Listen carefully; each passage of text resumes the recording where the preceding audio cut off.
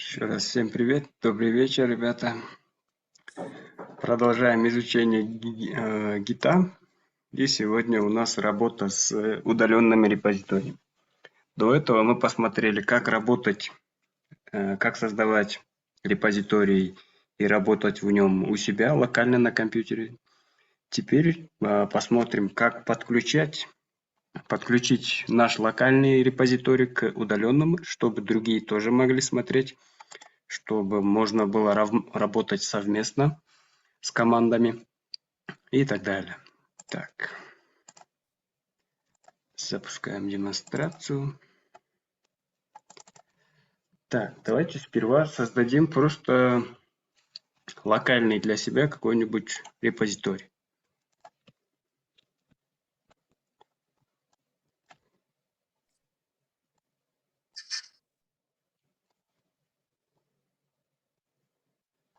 Так, надеюсь, вам видно. Так, пускай вот так будет, чтобы мы видели папку. Создаем директорию. Например, my site.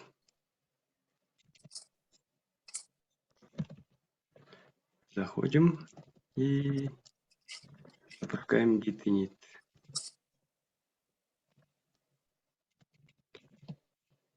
И запускаем код-редактор наш VS Code. Все, теперь git bash отсюда нам не нужен, мы будем работать внутри VS Code. Здесь. Ну, по традиции создадим индекс. Развернем базовую структуру.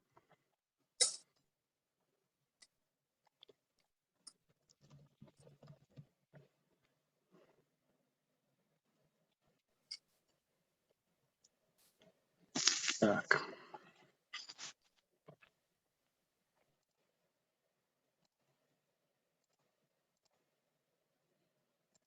Вот у нас есть новый файл.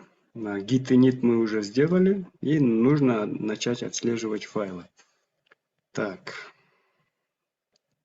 Давайте еще подключим сразу какие-нибудь style.css.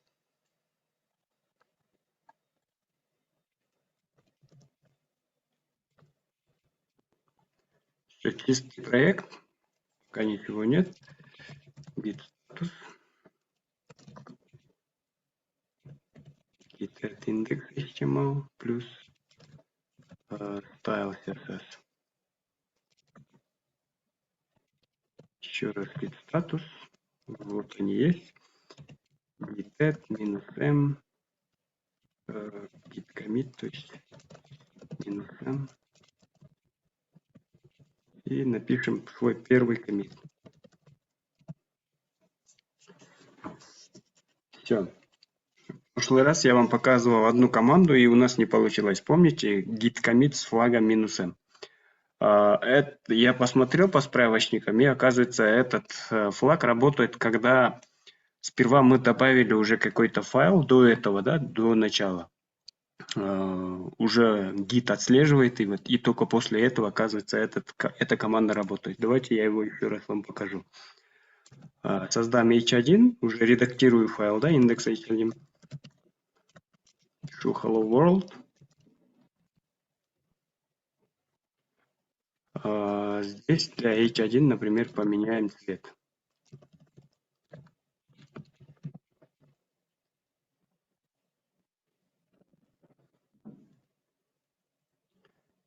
Так, все есть.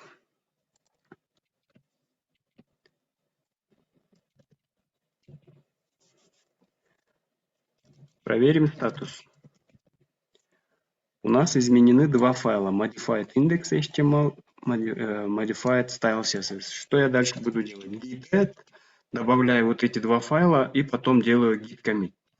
Вот в прошлый раз я вам хотел показать одну команду, которая объединяет вот эти две операции. Это добавление в staged и сразу commit. Вот git commit минус am и сразу пишу сообщение там add там, title. добавил заголовок. И нажимаю Enter. И эта команда, смотрите, я пропустил, получается, команду git add, и этот, получается, git commit с флагом -am, он уже добавляет сразу, то есть он делает две операции. Сперва он добавляет все измененные файлы в Staged, а потом через флаг m добавляет, как бы делает commit, то есть пишет сообщение коммита, и одним выстрелом мы убили два зайца, получается. Данная команда, повторюсь, оказывается работать только с уже отслеживаемыми файлами. То есть с чистого листа мы, оказывается, не можем. Если я сейчас добавлю два файла и потом сразу применю git commit am и сделаю commit, то эта команда не сработает. То, что я показывал в прошлый раз, да? Поэтому сперва, оказывается, надо их добавить, которые должны быть уже в отслеживаемых файлах, и поэтому только с ними он работает, оказывается, этот флаг git commit -m. Так, все. Теперь у нас уже есть какая-то история. Можем посмотреть git log. У нас уже есть два коммита. Теперь как работать с удаленными репозиториями. Удаленные репозитории – это когда мы создаем репозиторий на сайте github.com, либо Bitbucket. Назад. Есть еще сайт Atlassian Bitbucket. Bitbucket.org. То есть это то же самое, что и, можно сказать, GitHub. Только основные все функции работают, и есть какая-то различие в юзер-интерфейсе и там по тарифным планам, да. Так, есть еще GitLab. Это самые популярные сервисы, где мы через Git можем, получается, сохранять наши репозитории. GitLab еще хорош тем, что он позволяет, по-моему, до 5 репозиториев делать скрытыми, то есть приватными. И таким образом вы сделаете себе репозиторий, на который будет доступ только у вас.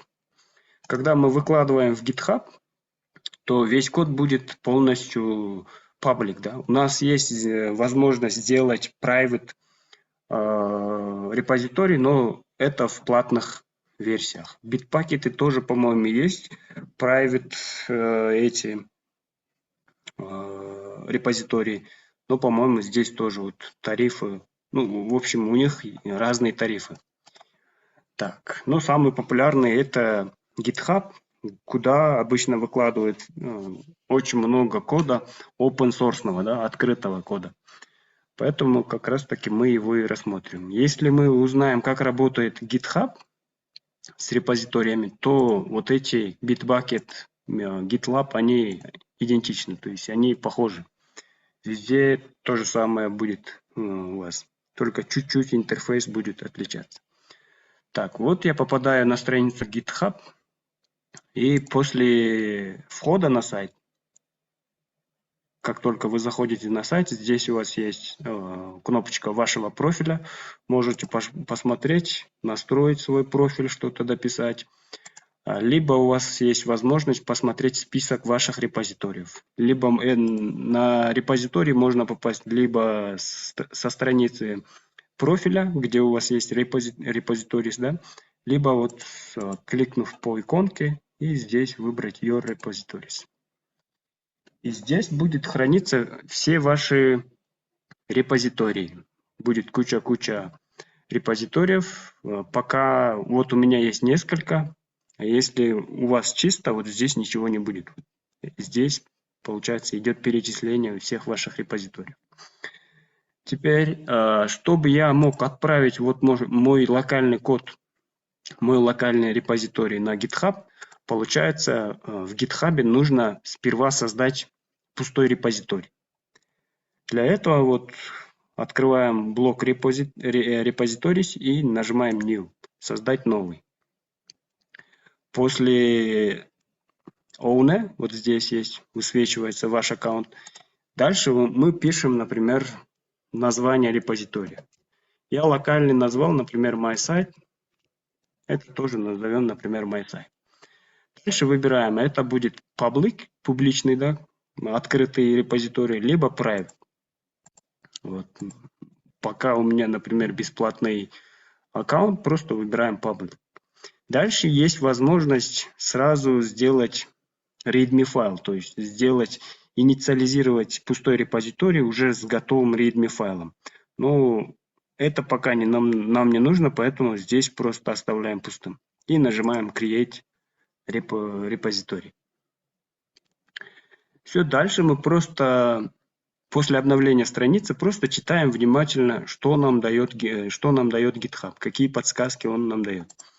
Он говорит, если вы создаете новый репозиторий с командной строки, используйте вот эти команды. То есть нам нужно сперва сделать readme файл, git init, add readme, commit, потом еще какие-то команды по созданию веток и так далее. У меня сейчас уже репозиторий, получается, есть. Я просто пропускаю вот эти все команды. Дальше просто иду ниже, и здесь GitHub подсказывает, если у вас уже есть существующий репозиторий, то тогда вот введите вот эти команды.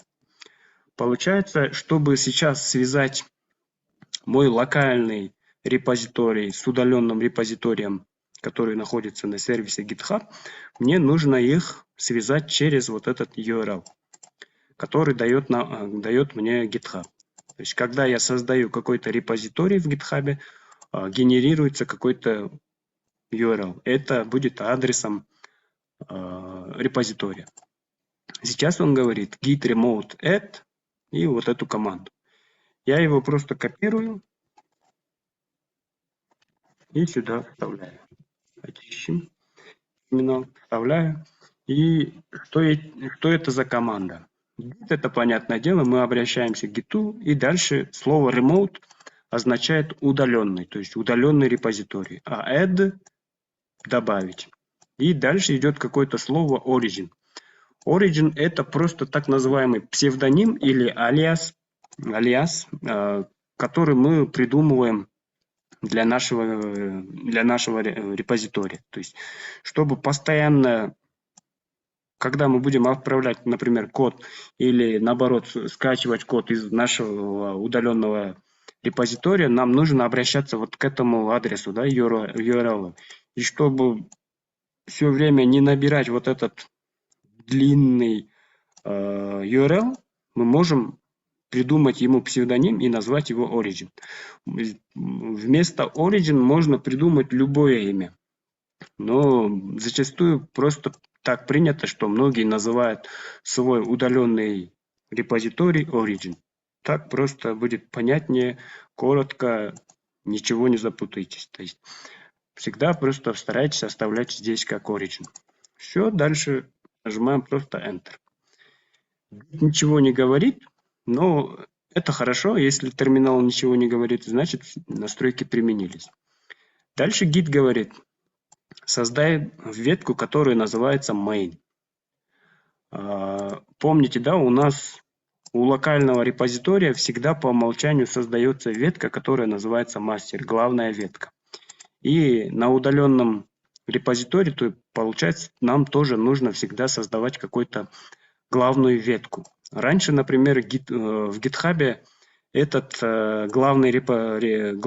главная ветка тоже называлась мастер. Но, по-моему, уже год или больше мастер переименовали на main, то есть главная, да? И поэтому он говорит, создай ветку с названием main. Я тоже копирую эту команду, вставляю сюда, нажимаю Enter. Увидим, какие сейчас у нас уже есть ветки. Branch. У нас мастер переименовался в main. Вот флаг -m как бы говорит, что у нас главная ветка будет main. Так, все дальше. Git говорит, напиши команду git push -u origin main.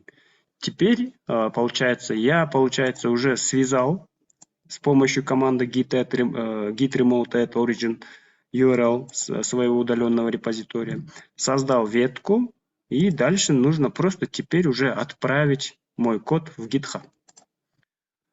Так, git говорит git push -u origin main.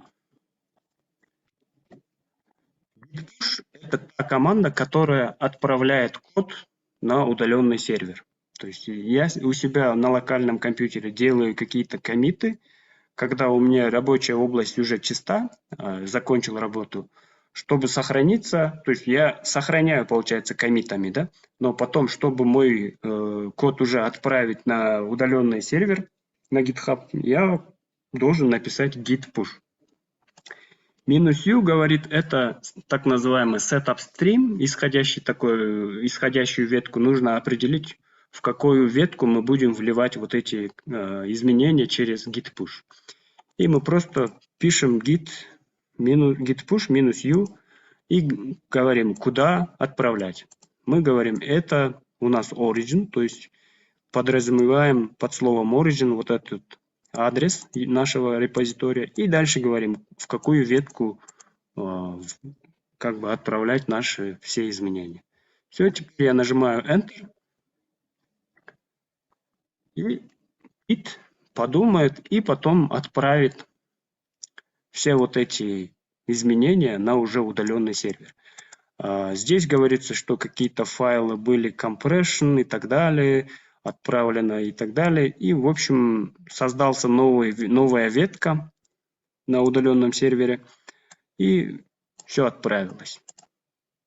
Я возвращаюсь в GitHub и здесь просто обновляю страницу моего репозитория. Обновляю и здесь вижу тот код, который я сейчас только отправил. Это у нас index.html. Открываем его, можем посмотреть, что да, это точно тот же код, который я только что набирал в VS-Code. Style CSS, давайте посмотрим. H1 мы прописывали color. Все, теперь получается у нас весь код наш отправлен уже в этот репозиторий. Они связаны. Здесь даже есть, вот рядом с названием файла будет коммиты, которые я писал. То есть последний мой коммит я называл, да, помните сообщение, add title и так далее. Здесь тоже можно посмотреть всю историю, там код, какие-то настройки, в общем, здесь куча много чего. И все это тоже можно смотреть. Здесь можно смотреть ветки, какие у нас ветки есть. Можно смотреть по хэш-коммитам, какие были изменения. Вот, последний коммит вот с таким хэшем говорит, что были изменены два файла. Знаком плюс отмечается то, что было добавлено. Так, что еще можно здесь сделать? Так, откроем обратно главную страницу. Так, что еще можно? Ну, в принципе, все. Дальше потом уже больше еще посмотрим, что делать. Когда вы первый раз напишете, например, git push -u origin main, то, возможно, GitHub у вас попросит, всплывет такое другое окошко, где GitHub попросит авторизоваться. То есть нужно ввести свой логин, пароль, запомнить, чтобы этот пароль, и потом вот эти изменения уйдут на сервер. Но бывает иногда каждый раз заходить с паролем неудобно. И многие разработчики для себя просто генерируют SSH-ключ. То есть, чтобы я имел полный доступ к моему репозиторию, мне нужен логин. Да? Это мой логин, либо моя электронная почта, и потом пароль от GitHub. Другие люди тоже, получается, мой сейчас репозиторий открытый, другие люди могут тоже изменять мой код, но это уже в других, просто так они не могут ничего изменить. То есть, если вы сейчас попробуете открыть мой репозиторий, вот этот, который я сейчас только что создал, и попробуйте, например, его изменить, и потом напишите git push, ничего у вас не получится, потому что у вас доступа нет. Даже если мой репозиторий открытый, да, публичный. Так, мы потом посмотрим, как можно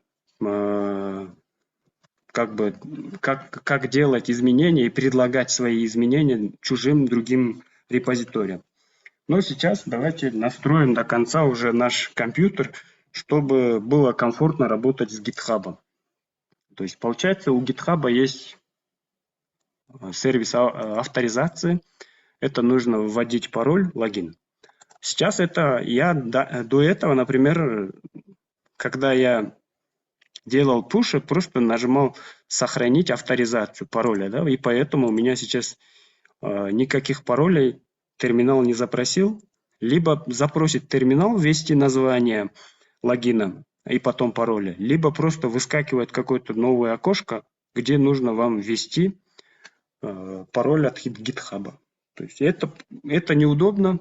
Если вы работаете с разных компьютеров, постоянно нужно запоминать вот эти пароли, просто можно с ума сойти с этими паролями. Поэтому мы сейчас просто сгенерируем SSH-ключ, такой безопасный ключ, и этот ключ установим у себя на компьютере.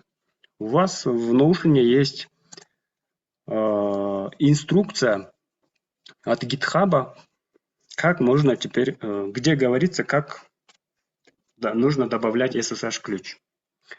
SSH это такой, можно сказать, прям как аналогия замка и ключа.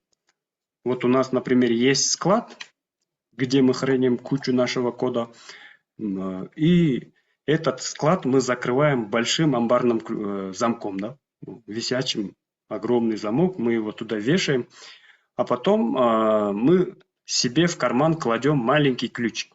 Каждый раз, когда мы будем подходить к этому складу, амбару, да, мы просто достаем маленький ключ, поворачиваем, и замок открывается, и мы заходим в этот склад. Точно так же работает SSH-ключи. Мы свои аккаунты, получается, можем закрыть каким-то замком, а потом маленький ключ сохранить у себя на компьютере, локальный. А потом каждый раз, когда мы будем подключаться, например, к GitHub, компьютер тихо просто проверяет, сверяет GitHub и мой компьютер, они будут сверяться. Подходит мой ключ, который у меня есть на компьютере, к замку в GitHub. Если они подходят, замок открывается, я захожу и имею полный доступ к своему аккаунту, к своим репозиториям.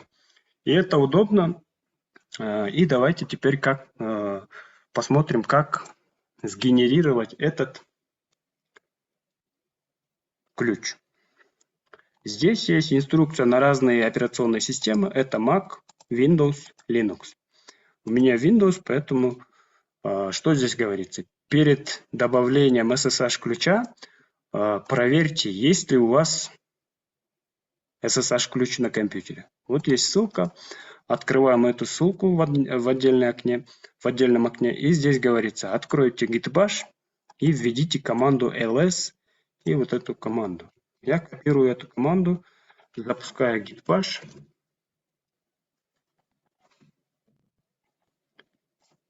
И сюда просто вставляю команду ls-al-slash.ssh. Вот. Сейчас, говорит, у меня есть какие-то ключи. Угу. Давайте посмотрим. Я вроде бы удалял. На самом деле вот эти все сгенерированные ключи, они хранятся у нас на компьютере. Так, это папка локальный диск System C или локальный диск C, пользователи, user, и здесь вот .ssh. И внутри есть разные SSH ключи. Но сейчас в папке .ssh у меня здесь нету ключа. Это просто, как говорится, известные хосты файлов. Я просто сейчас возьму эту папку и удалю. Повторим эту команду. И git говорит, что не могу достучаться, нет такой директории. Если вы получаете вот такой адрес, вот такой вывод, результат, да, то значит у вас нету SSH ключа, и надо его сгенерировать. Теперь, как сгенерировать ключ? Дальше просто читаем инструкцию, и здесь у нас есть ссылка на другую инструкцию, где у нас есть возможность посмотреть команды, как можно создавать, сгенерировать или SSH-ключ. Вот здесь говорится, откройте git bash, введите вот эту команду. Копирую сюда, давайте все очистим, clear, вставляю команду. Здесь говорится, надо генерировать SSH keygen с какими-то ключами, вот таким-то шифрованием. И дальше говорится здесь your email @example.com. Мне остается просто сюда дописать свою почту. Действительно рабочую почту.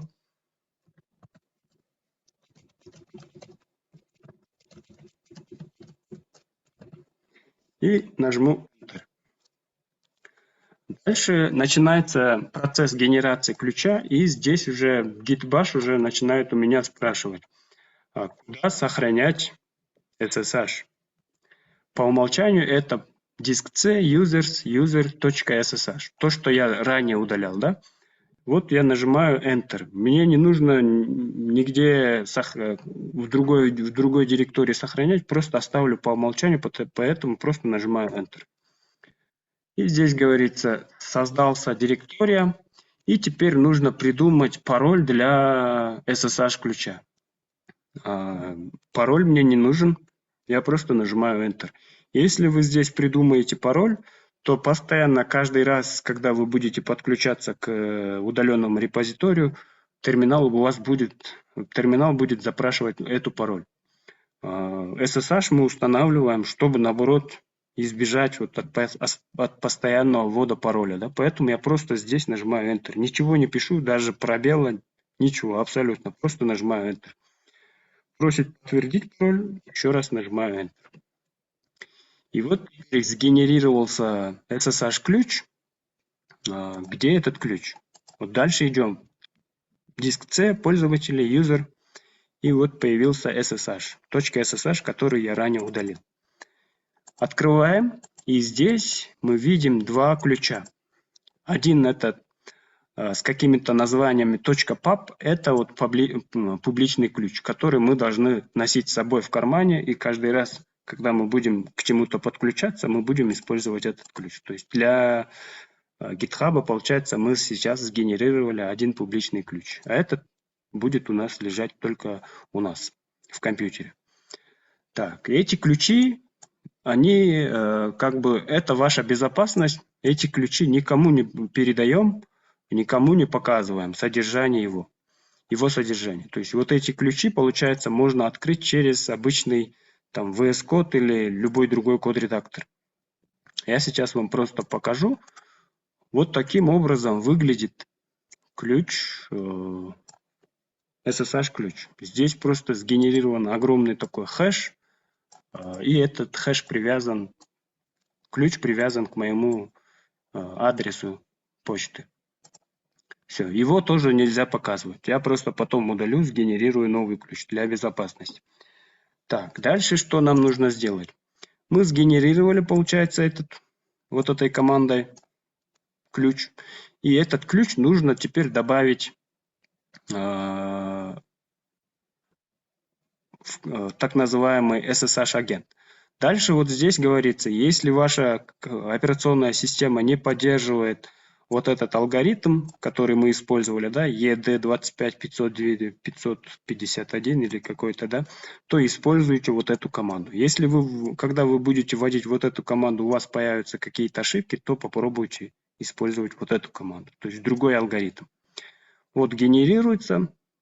Дальше следующий шаг – это SSH-ключ, который мы сейчас только что сгенерировали. Нужно добавить так называемый SSH-агент.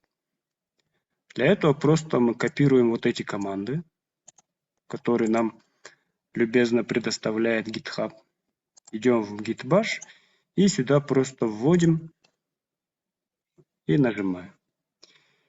И SSH-агент ответит нам, у вас агент PIT, там 956. В общем, у каждого пользователя вот здесь будет какой-то уникальные числа, уникальные цифры. Может быть четырехзначные, пятизначные и так далее. Мы сгенерировали. Дальше следующая команда. Копируем. Также сюда вставляем. Все, теперь SSH говорит, что identity added вот с таким-то ключом, ID там и так далее. Вот здесь давайте проверим. У меня, например, ключ называется ID ED 25 519. Идем в Users, SSH, и мы видим, что у меня тоже ключ ID ED 25 519. Ключ добавился. Все окей. Дальше мы идем уже в GitHub, и нам нужно добавить сгенерированный наш ключ. Сперва этот ключ надо скопировать в буфер обмена. Вот здесь дальше возвращаемся на ту первое окошко, где говорится, вот, надо ввести вот эту команду, чтобы скопировать этот ключ. Копирую эту команду, вставляю git-bash. Все. Ключ скопирован. Сейчас этот ключ скопирован в оперативную память моего компьютера. И получается, дальше я просто иду мой аккаунт, Settings, и слева у нас есть раздел SSH и GPG Case. Нажимаем, и вот здесь будет у вас куча или пустой список ключей. У меня вот несколько ключей, можно добавить новую. Нажимаю New SSH, называю этот ключ, например, my laptop K2. И сюда устанавливаю курсор и нажимаю просто клавишу Ctrl-V. Если ключ у вас не скопировался вот таким образом, когда мы писали вот эту команду clip и так далее, то мы просто идем вручную в папку ssh.ssh, открываем этот ключ с помощью любого редактора, там VS Code можно открыть с обычным блокнотом, выделяем вот это все, Ctrl-C, и скопировать, и идем туда и просто вставляем. Все, теперь добавляем, нажимаем добавить. Дальше GitHub просит подтвердить своим паролем, нажимаем пароль и все. И мы видим, в списке появляется вот наш ключ, который мы только что сейчас добавили. Все, теперь получается у нас уже ключ установлен. Дальше мы просто видим вот эти шаги, которые только что я делал. Дальше тоже можете посмотреть, но это нам уже не важно. Получается, я добавил свой SSH ключ и попробуем просто, например, что можно сделать. Можно попробовать сделать коммит, но до коммита давайте попробуем сперва проверить, как работает ключ. Чтобы проверить ключ, мы сейчас, получается, добавили ключ, да, и проверить его на работоспособность мы можем ввести в терминал вот такую команду. Это ssh минус большая Т, большой Т, пишем git собачка github.com. Так. Вот копирую эту команду, кидаю в чат. Так, я ввожу эту команду, нажимаю Enter. Так, теперь SSH уже спрашивает, есть какая-то fingerprint, ты уверен? Нужно написать просто Yes. И дальше терминал должен поприветствовать меня по имени пользователя, который у меня установлен в GitHub. Мы видим, что Hi, Janabekovich, you are successfully authenticated, but GitHub does not provide shell access. Здесь, получается, GitHub просто приветствует пользователя, но он как бы не дает полного управления из shell, да, то есть из оболочки, из консоли. Все, получается, у меня ключ работает, дальше я спокойно могу работать у себя в репозитории. То есть там дальше делаю, что-то меняю, попробуем здесь тоже поменять, например, H2 Color Blue сохранились, чекаем статус, commit, минус VM, там add subtitle. Все. Сейчас, когда я сделал commit, этот commit сохранился только у меня локально. То есть пока еще вот эти изменения, которые я только что сделал, то, что добавил H2, они пока только у меня на компьютере. Их нужно отправить в GitHub. Поэтому я здесь просто пишу команду git push. Git push, получается, толкать. Мы толкаем наши изменения на удаленный репозиторий. Отправил. Все, вижу, что какие-то килобайты и так далее ушли. Я могу вернуться на свой профиль и проверить свой репозиторий, который сейчас только отправил. Вот my site, захожу и вижу коммит, который я только что сделал. Add subtitle. Открываем файл, можно посмотреть. И вижу то, что мои изменения уже попали. Так, все, теперь получается, мы просто продолжаем вот этот алгоритм. Мы меняем свой файл, делаем здесь git commit, после этого git push, и все вот эти изменения будут попадать на страницу GitHub. То есть у каждого локального репозитория должен быть один удаленный репозиторий. Можно подключать разные удаленные репозитории, но пока только для начала работайте с одним. Один раз вот этот алгоритм сделали, подключили его и просто работаем и так далее. Теперь давайте посмотрим, как можно получить изменения из удаленного сервера. То есть мы сейчас просто, получается, отправляем, а удаленным репозиторием могут работать несколько человек, да, и может кто-то, например, изменить что-то, и как их оттуда получать. Сейчас я просто вручную добавлю здесь какой-нибудь файл, там, добавлю readme.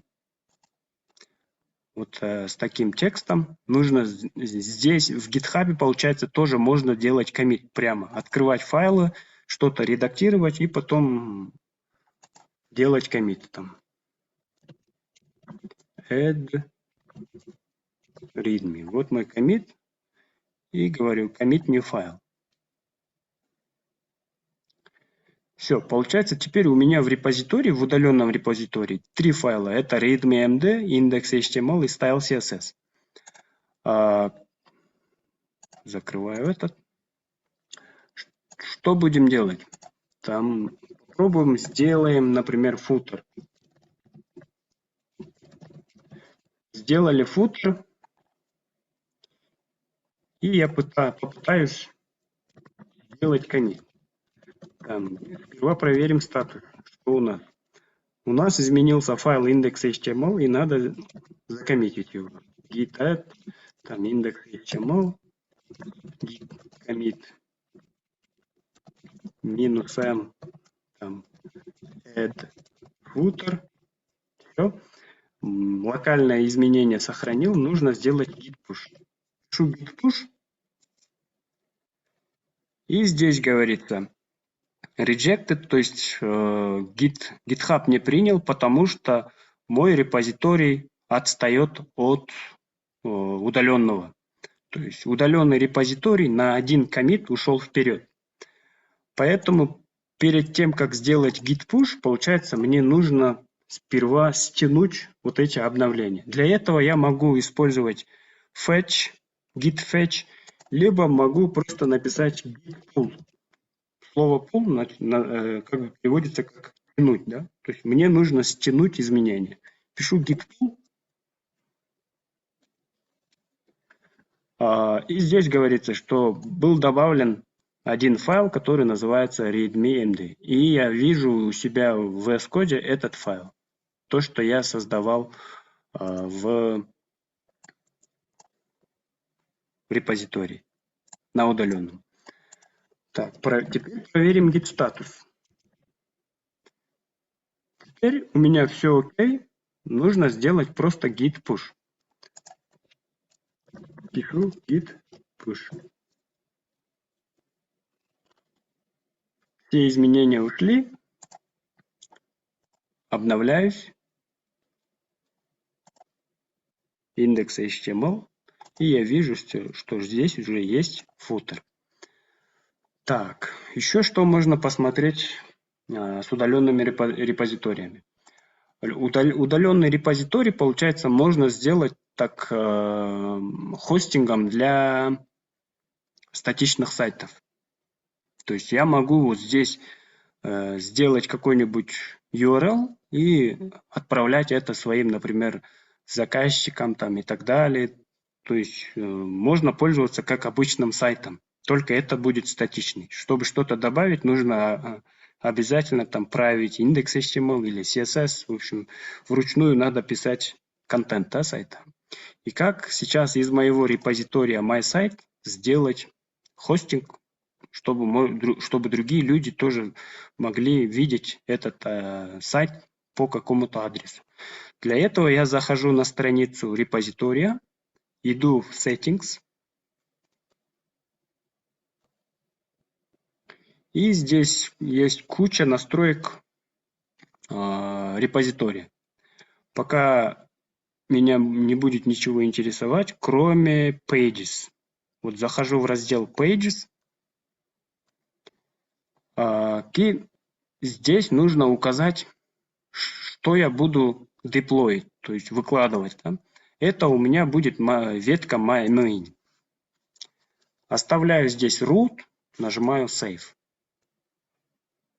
И GitHub говорит, что ты можешь открыть твой сайт вот по этому URL. Я копирую этот URL, либо кликаю и открыть в новой вкладке. Пока сейчас GitHub будет обновляться, но через минут 5, наверное, мой сайт сейчас откроется по этому адресу. Вы тоже проверите. Так, что еще мы должны учесть? Когда я через вот GitHub Pages создаю такой некий деплой своего сайта, да, то обязательно внутри должен быть индекс HTML. То есть в корневом директории, в корне нашего репозитория должен обязательно быть индекс HTML. Иначе GitHub Page не сработает. Так, у меня, наверное, чуть попозже сработает. Попробую обновить с хэшем. Ну, потом попробуем. Или, например, с другого браузера. Что-то? Попробуем через Firefox.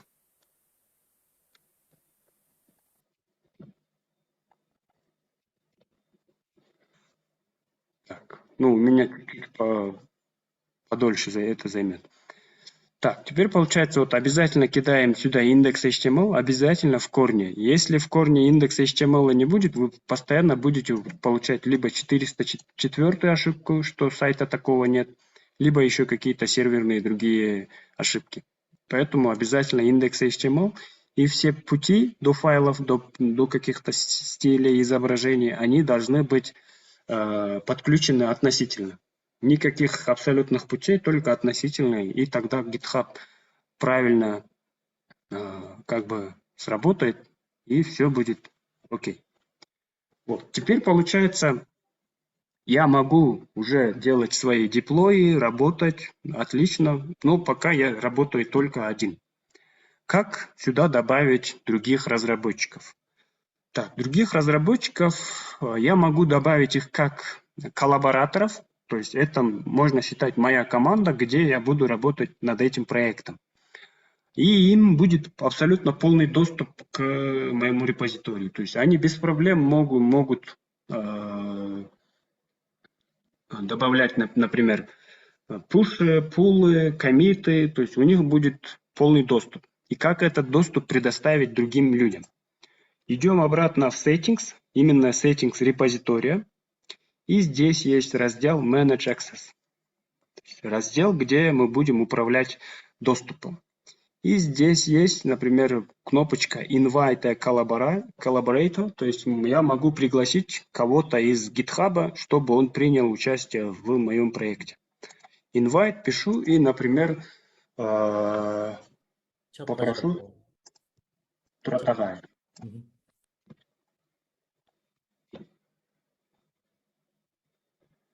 Так, не скопировался.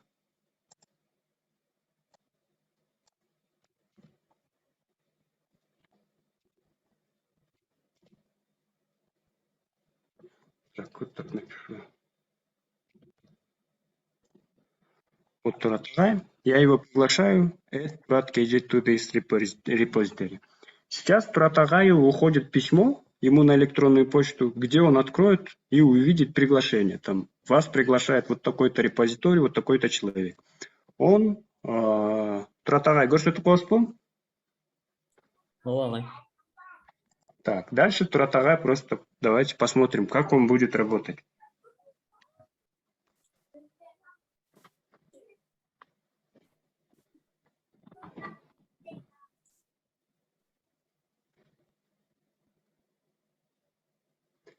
Вот Туратагай открывает приглашение, может нажать View Invitation, посмотреть приглашение.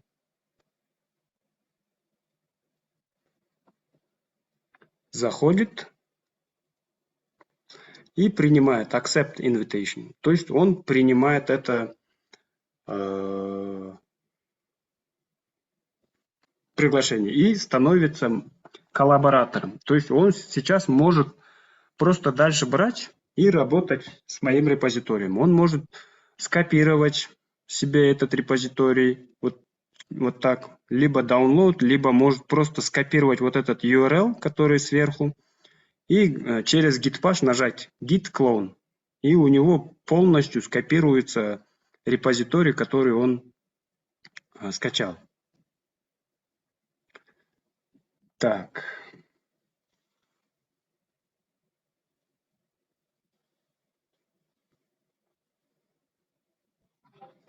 Он может, получается, форкнуть и так далее.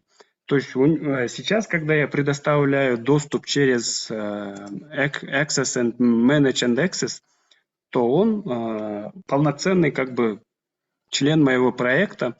Потом дальше можно какие-то уже правила здесь настроить более тонко, да, чтобы, например, человек мог отправлять какие-то файлы изменения, но что-то не изменять. Там здесь есть разные роли, да, как и обычные, например, ресурсы. Там у нас в Дискорде, да, тоже есть вот какие-то роли.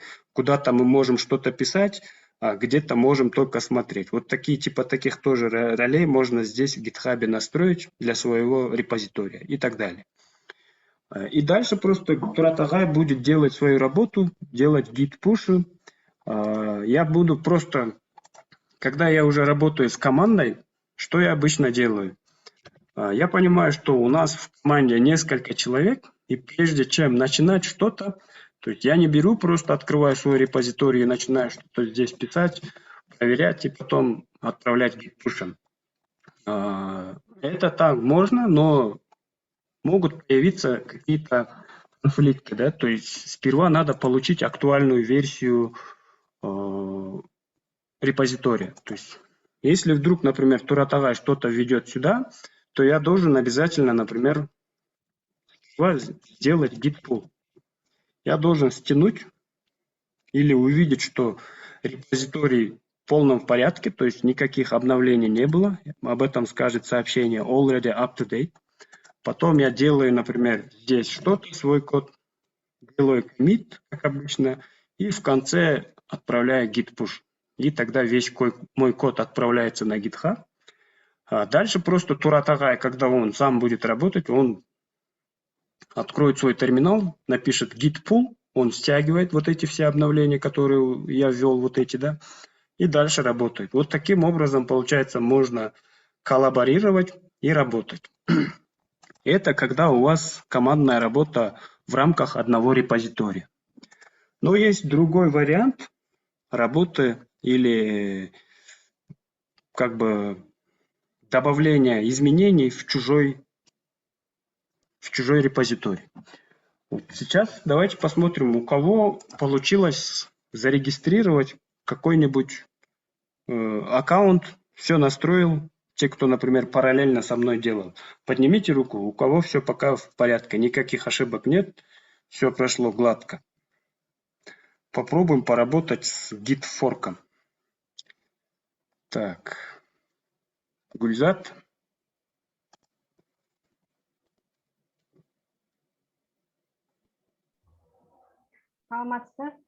Саламатчылык. Здравствуйте.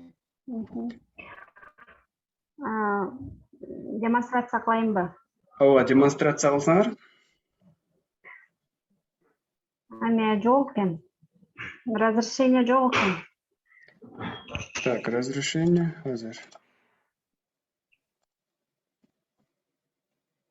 Эми ачып көрсөңүз.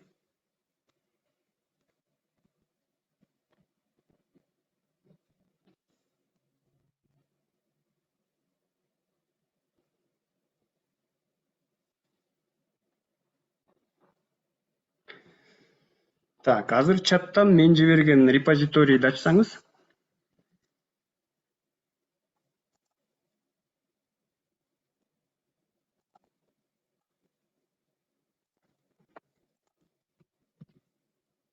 Чатка жиберип коеюн. Акыркы жиберген ссылканы чаттан ачсаңыз.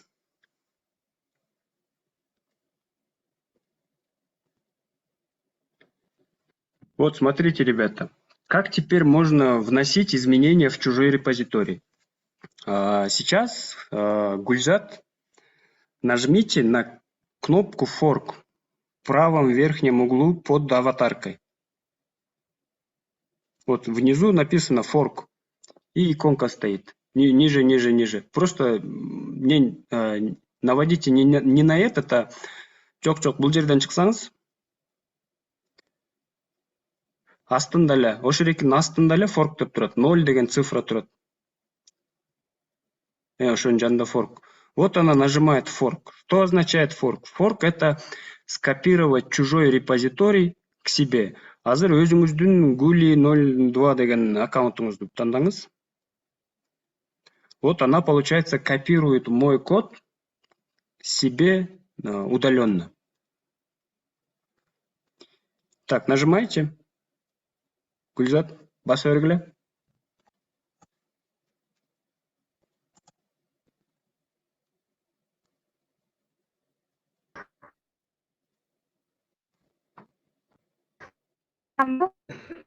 Ооба, өзүңүздүн аккаунтуңузду тандап бассаңар, үстүндө турбайбы азыркы окошкодо чыгып турат го, Guli 02 деген. Ошол эркине бассаңыз.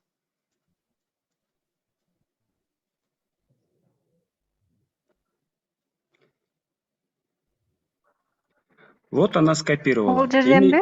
Так, эми ошол жерден өзүңүздү басыңыз, repositories дегениңизди ачыңыз.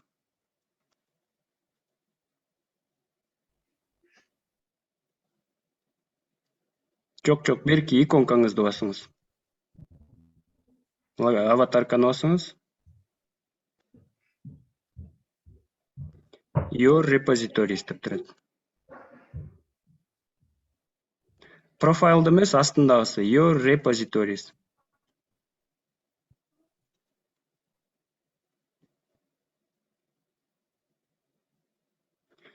Үстүндө repositories дегенди бассаңар. Үстүндөгү overview'нун жанында repositories деп турат го. Алдыгы жерде эле турат, маңдайыңызда. Ортодо, экрандын ортосунда. Үстүнкү строкадагы менюларды окусаңыз, ошол жерде repositories деп турат. Ошол эркине басыңыз. Курсоруңуздун алдындагы.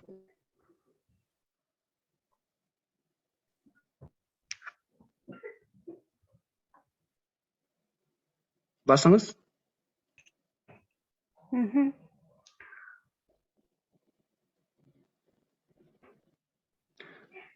Вот теперь смотрите, у нее в списке появляется My Site, где написано Forked from Джанабекович. То есть она скопировала мой репозиторий к себе. Так, дальше нажмите, откройте этот репозиторий, My Site.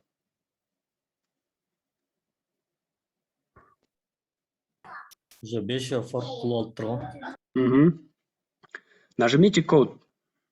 Сен- Вот нажмите код, зеленую кнопку код.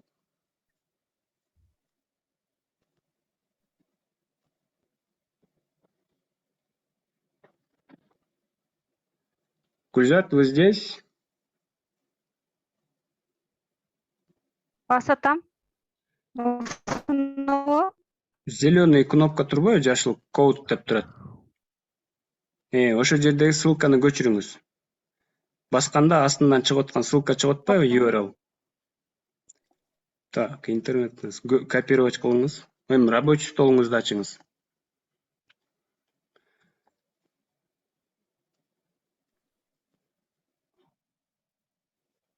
Не кылайын? Рабочий столду ачыңыз. Мне кажется, у вас этот интернет плохой, да? Интернет плохой был. Так, ребята, кто еще форкнул? Давайте поделитесь экраном. Мен көрсөтө берейин багай. Ооба, сиз көрсөтө бересиз багы?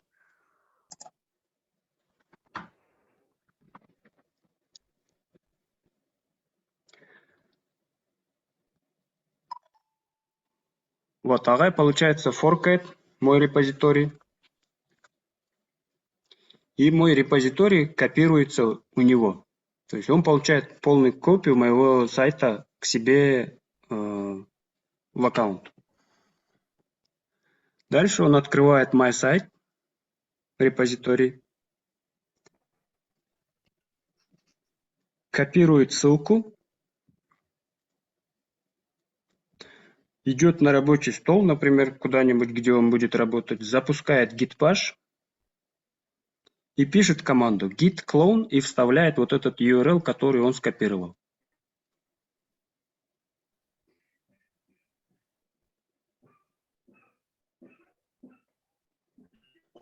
И все. Теперь он форкнутый, получается, репозиторий скачивает себе на компьютер. Вот у него на рабочем столе появилась папка MySite. Дальше агай что делает? Он просто открывает VS Code, этот MySite, запускает VS Code, делает свои изменения.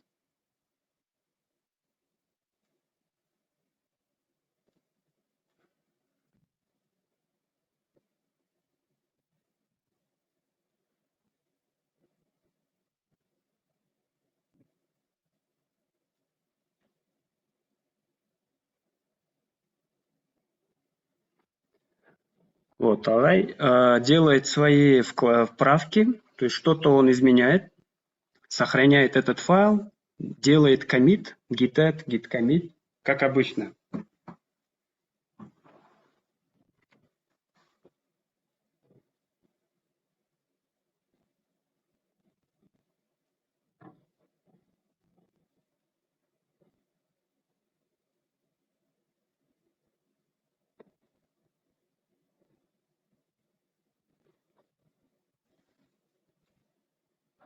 Минус m кылып турган. Git commit минус m.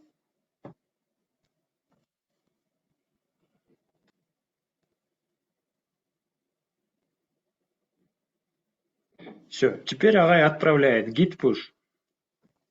Изменения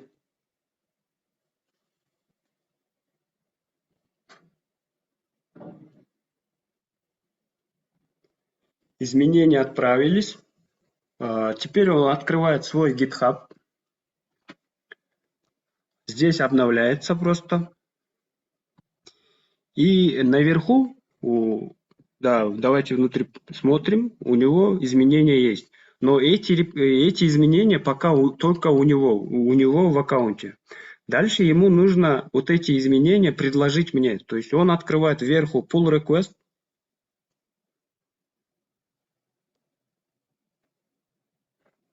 и создает new pull request. Так. Create pull request. Создает pull request. Что такое pull request? Это как бы просьба прими, как будто бы прими мои изменения. Да? Я что-то внес, какие-то изменения, прими, проверь, прими вот эти мои, как бы мой вклад. Он пишет свое сообщение, нажимает Create Pull Request. Все, Pull Request создан. И теперь дальше буду смотреть я, что у меня теперь в репозитории. Туратагай сейчас просто абсолютно взял и внес в мой репозиторий свои какие-то правки. Я открываю свой репозиторий, и здесь в разделе Pull Request у меня стоит один Pull Request. И здесь вижу сообщение, что Агай добавил Тим и его сообщение. Я могу открыть его сообщение, могу посмотреть вообще, что он изменял и так далее, да, то есть полностью и вот эти истории. Если все окей, я могу слить его изменения. То есть я могу нажать Merge Pull Request. И пишу свое сообщение. Я могу либо оставить сообщение Туратагая, или могу дописать что-то. Add tip from, например, Туратагай. Нажимаю подтвердить. Все, получается, теперь уже ветка слита. Иду в мой сайт, обратно в репозиторий, проверяю индекс HTML. И видим, что все изменения, которые внес Туратагай, они попали в мой репозиторий. То есть абсолютно любой человек может форкнуть репозиторий, что-то написать, потом форкнуть. Я вот уже смотрю, 10 человек уже форкнули. Все попробуйте, пожалуйста, скопировать, как это сделал Туратагай, все сделал, да? То есть он сперва скопировал его, git clone, у себя на рабочий стол, потом он открыл этот файл, что-то внес, потом все это закоммитил, и потом в конце просто создает pull request. И тогда все ваши изменения, они попадают сперва в pull request, и только после этого, когда я, например, одобряю, да, я принимаю ваши изменения, и только после этого я их сливаю, и тогда все ваши изменения будут появляться здесь. Еще раз давайте для практики создадим вот такой вот репозиторий. Так, где у нас папка урок?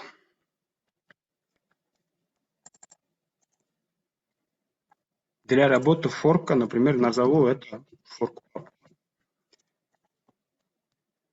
Запускаю git bash, git init, создам, например, touch index HTML, запускаю код.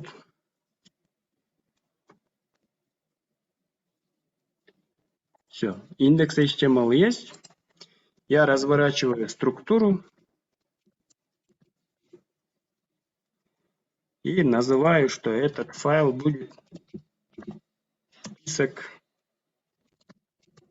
студентов Гелечек.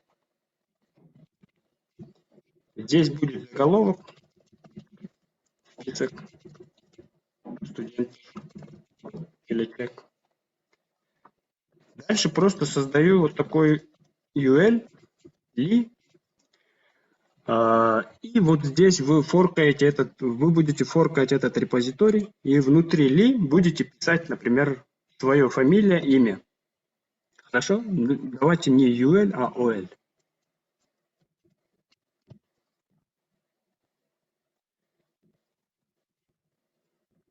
Там напишу, например, Мирлан Уржанов. Сохраняюсь, запускаю терминал, git статус, git add.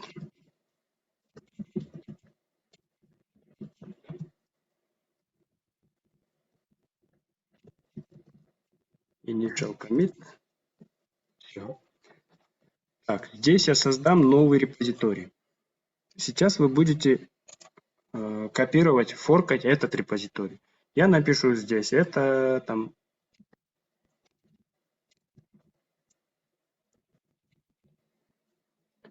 список студентов. Все. Связываю этот репозиторий.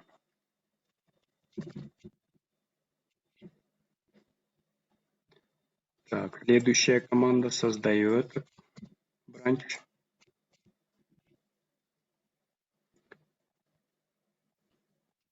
И пишу git push -u origin main. Так, теперь ваша задача сделать форк этого репозитория. Вот, отправляю ссылку в чат. Еще раз. После того, как вы перейдете сюда, вы должны нажать форк. Потом перейти в свой аккаунт, в свои репозитории, и там вы увидите этот форкнутый репозиторий. Дальше вы просто нажимаете Code, копируете вот этот URL. Если вы уже установили SSH, можете не HTTPS ключ взять, а SSH. Вот так. Тогда уже ссылка будет принимать другой вид. Если пока ключ еще не настроили, берете вот HTTPS. Копируете, идете на рабочий стол или куда вам удобно, просто запускаете git-push, git-clone и вставляете ссылку на репозиторий. И потом вы должны отредактировать индекс HTML. То есть вы, когда получите вот такой список, вы внизу будете просто добавлять лишки и свою фамилию. И потом все это коммитить, отправлять git-пушем на свой форкнутый репозиторий, а потом создавать pull request. И все ваши pull requests будут попадать сюда. Потом я их по очереди буду принимать. И посмотрим, сколько человек разобрались с темой, как работать с удаленными репозиториями, как форкать, как вносить изменения. Вот. Теперь давайте обсуждать вопрос. Какие у вас есть вопросы? Так, мы еще не смотрели, получается, конфликты. Давайте я сперва покажу конфликты, как решать конфликты, и потом уже будем разбирать ваши вопросы. Так, вот у нас 22-й урок. Я до этого, например, делал MySite, да? Откроем VS Code. Обычно, когда мы будем что-то разрабатывать, ветка main, либо ветка master, он должен быть чистым. То есть сюда должны попадать все вот эти чистые изменения. Проверим git status.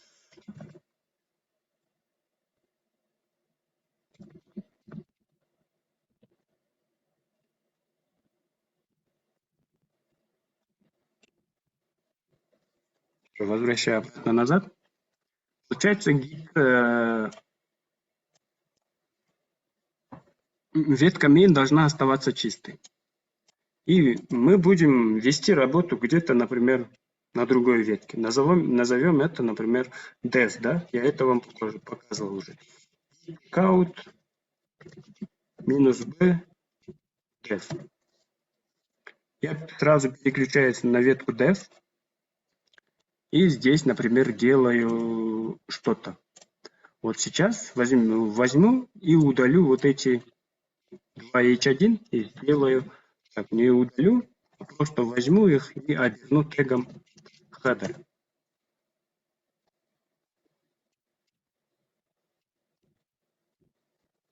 Hello World, там 3 раза. Введу, например, вот эти восклицательные знаки. Здесь тоже введу восклицательные знаки. Сохраняюсь. Как обычно, чекаем. Git add, git commit. И пишу add header. Все, я header сделал. Теперь сделанный header надо влить в мастер, в ветку main. Я возвращаюсь в main, git checkout main. Здесь пока хедера нет, видим, да? И получается, мне нужно сделать merge. Git merge. И пишу, что нужно влить ветку dev. Сейчас все слилось, потому что версии были, как бы, явных таких изменений не было. Проверим git статус. Все чисто. Обратно возвращаюсь в git checkout dev. Попадаю в dev. И здесь я уже буду что-то, например, менять конфликтующее. Там, получается, мы что-то изменили. Добавим, например, что, например?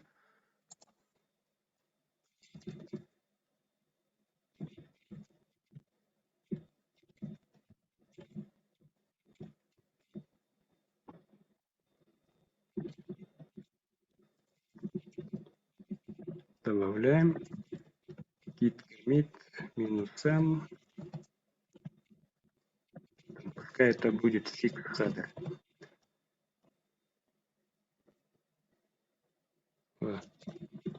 Git commit -m fix header. Есть. Git checkout main. Git merge. Dev. Так, блин, у нас получается никаких изменений нету, да? Пока конфликтов нету. Давайте явно сделаем конфликт.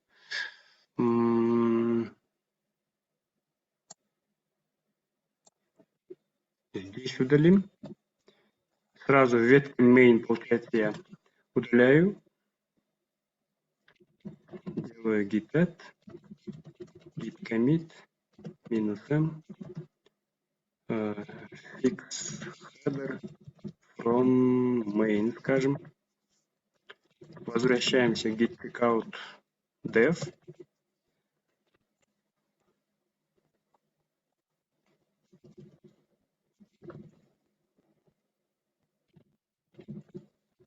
И здесь вот так тоже правим. На других, на разных ветках мы изменяем один и тот же кусочек кода, получается. И проверим статус. Так, git add, git commit -m fix header from dev. Напишем, что это последнее изменение. Git checkout main. И сейчас постараемся git merge dev. Вот. Теперь у нас появились конфликты. То есть я, находясь в ветке main, правил header. И то же самое, находясь в ветке dev, правил тот же header. И когда я пишу git merge, Git говорит, что автомерджинг не произошло, failed, потому что есть конфликты, и их нужно решить уже вручную. И когда теперь я открываю уже в VS Code, здесь появились какие-то странные символы и так далее. То есть Git сейчас мне показывает явно конфликты, где у меня встретились конфликты. Теперь смотрим, что это за сообщение. Head, где вот указываются вот такие стрелочки head, это то, что было из ветки main. А дальше вот после знака равно, это то, что было из ветки dev, да? И теперь мне нужно сесть, подумать, какую версию я, получается, буду оставлять. Из ветки мастера или из ветки dev. То есть явно конфликт, потому что мы правили один и тот же код. То есть, что я решаю? Я просто сижу, думаю, какая версия лучше, и оставляю то, что мне нужно. Я вот остальные вот эти, допустим, оставим ветку из dev, да? Вот эти указатели просто удаляю, сохраняюсь и проверяю здесь git status. Git говорит both modified, то есть both слово означает оба, да? Оба изменены. Это индекс файл из ветки main и из ветки dev. И дальше видите, вот здесь указатель говорит, что main пытается что-то мержить. То есть что мне нужно делать? Мне нужно сделать commit, обычный commit. Чтобы слить конфликт и решить этот конфликт, мне нужно сперва ручную сделать правку вручную в файле index.html, где случился конфликт. И дальше мне нужно просто написать git add, что это index.html, и сделать, например, git commit, и написать, например, merge header. Все. Теперь у нас никаких конфликтов нет. Слияние веток удалось. Проверяем git статус. Все окей. Теперь это можем отправить в git push. Так. У нас есть, говорят, обновление. Вот. Теперь то же самое здесь у меня, когда я пытаюсь обновиться, когда пишу git pull, у меня тоже случился конфликт. Это мои изменения, а это изменения из удаленного репозитория. Какую версию я хочу оставить? Я могу посидеть, подумать, решить. Если это работа командная, то мы как бы совещаемся, решаем, да, разговариваем по телефону, не знаю, по чату и говорим, вот здесь есть конфликт, что будем оставлять? И решаем. Потом дальше все это просто вручную управляем, проверяем статус. Git add, git commit, -m, там напишем header. Все. Git push. Вот таким образом, получается, будут решаться вот эти конфликты, если автоматическое слияние не удалось. Но обычно, конечно, конфликты будут попадать, но когда вы работаете командой, обычно кто-то работу делится, да? Для начала я бы вам советовал, например, взять какой-нибудь макет, вдвоем-троем сесть, сделать один репозиторий и попытаться поработать над ним втроем, например. И поделите участки. Кто-то будет делать header, кто-то будет делать main, кто-то footer или еще кто-то какую-то другую часть. Потом вы просто будете их сливать. Никаких конфликтов у вас не должно произойти, поскольку вы работаете над разными участками. Например, Туратовая будет делать header, а я буду делать footer. То есть наши коды не пересекаются, я ее не трогаю его код, он не трогает мой код, никаких конфликтов нет. Когда мы пишем git merge, все сливается без каких-то ошибок. Вот. Поработали, попрактиковали, потом садимся и начинаем править кто что хочет. И увидите кучу разных конфликтов при слиянии. И попробуйте разобраться вот в этих конфликтах, вручную их править и сливать их. И таким образом у вас будет очень много практики работы с гитом. Вот, теперь точно все. Теперь ваши вопросы. Так, Эльзада. Саламатсызбы агай. Саламатчылык. Мен ушу гит боюнча 3 күндөн бери башым катып атат да. Мен демонстрация кылып көрсөтүп коеюнбу? Ооба. Көрүнүп атабы экран? Ооба. Мен монтип эме кылгам да, биз ушу командабыз менен сайт жазайлы деп, анан чогуу ушинтип 2-3 киши бөлүшүп алып иштейли дегенбиз да. Анан я вроде могу эмеде VS Code'дон гит кылдым да. Бирок муну деген мен эмеге эмете албай атам. GitHub'га жүктөй албай атам. Анан могу GitHub Desktop деген программаны жүктөсөм, что-то автоматически жүктөлүп калды, бирок private болуп калды да. Могу эмечи код.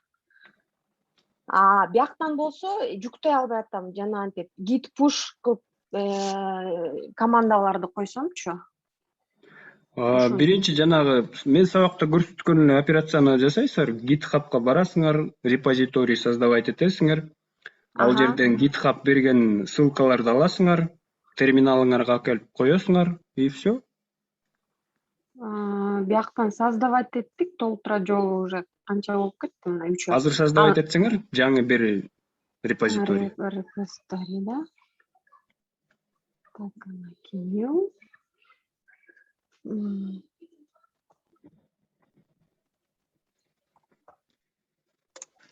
Так. Мынакей монтип эметет, Так. Первая команда, биринчи подсказка эмне дейт? Or create a new repository on the command line дейт. Создайте новый репозиторий через командную строку. Первое я говорил, это не для нас, потому что у нас уже есть свой локальный репозиторий. Берем вот вторую подсказку. Push an existing repository. Да. Вот эти команды просто берете по очереди, вставляете, и потом в конце пишете git push, и все. То есть вот эти команды, аларды кылбайсыңар, сообщенияларды окугула да. Эмне деген сообщение көрсөтөт. Мен ошо YouTube'дан ачып көрүп эме кылгам да, анан git init кылып бүт жазагам да могул жерден. Анда ошондо мне сейчас надо вот это все удалить, да, вот этот git, который я уже создала. Зачем вам удалять? У вас же есть репозиторий. Вот откройте обратно страницу GitHub, где вы сейчас только что создали. Вот у вас есть второй блок подсказок, где говорится, если у вас есть существующий репозиторий, воспользуйтесь вот этими командами. И у вас 3 команды. Вы берете первую команду, копируете его. Скопируйте вот первую команду. Скопировали, идем в терминал и вводим его. Так, remote origin already set exist. Вы уже видите, до этого указывали какой-то этот URL. Сейчас надо просто взять, скопируйте просто URL. Это вот этот? Нет, внизу который. Там же, где команда после слова origin. Сейчас. У вас есть ссылка. HTTPS, GitHub. Нет, внизу. Вот где вы сейчас копировали? То, что вы скопировали. Видите, первая строчка после слова origin стоит ссылка https github.com. Да. Скопируйте его. Так, скопировали, идем в терминал. Пишем. Так, git remote.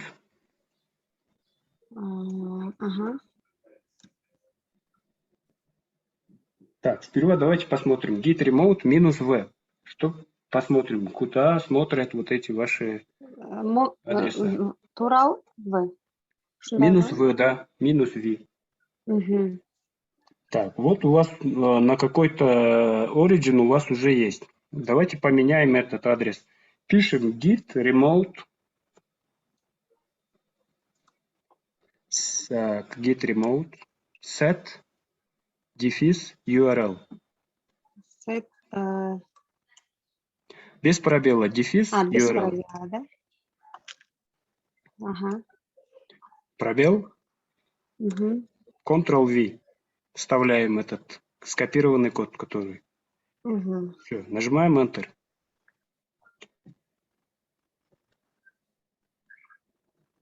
Так, git remote set URL.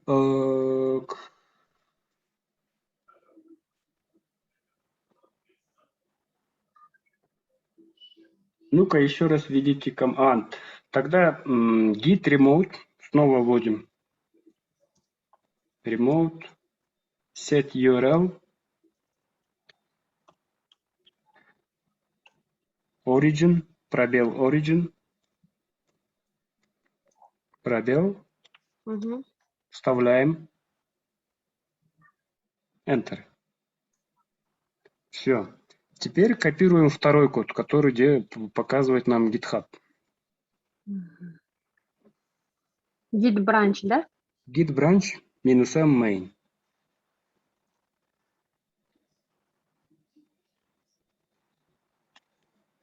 Enter. Теперь последний.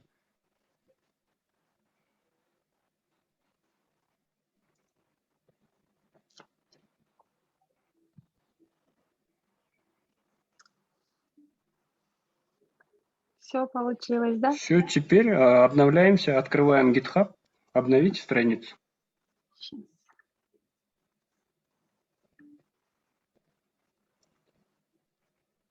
Все. Получилось. Чоң рахмат, агай. Анан агай дагы бир суроо берип коеюнчу. Сиз айттыңыз эле го, когда уже эчтеке кереги жок болгондо как удалить деп мен сизден сураганда, сиз айткансыз да, папка .git деген бар депчи. Ошол папканы өзүм эмемен таппай атам да.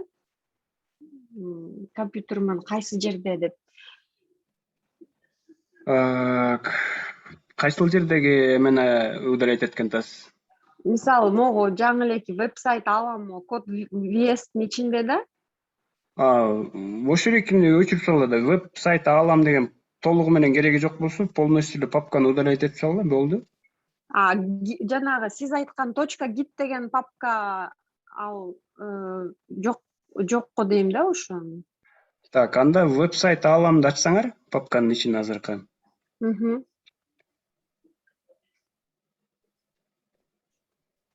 Терминал VS кодду ачсаңар. Так, macOS'те, по-моему, показать скрытые файлы дегендер да бар. Ошол экини настройкадан карап включать этип койсоңор, .git көрүнөт да. Азыр ls деп команда көрсөтсөңөр. Ушул жактан эле ls-a десеңер. Это этот скрытые файлы, чтобы показать. Так, вот .git есть у вас. Просто удаляем через терминал rm rf.git. Ага. Не, я сейчас не хочу удалять, я просто хотела узнать, кайсыл жерде болот депчи таппай койдум да эмеден. Ну вот видите, у вас есть скрытая папка .git. Ага. Через терминал потом его можете, получается, удалить. rm, rf. Чоң рахмат, агай. Все, я отключаюсь. Хорошо. Так, есть у кого еще вопросы? Агай, уже время. Уже время кино. Так, запись тоқтатылды.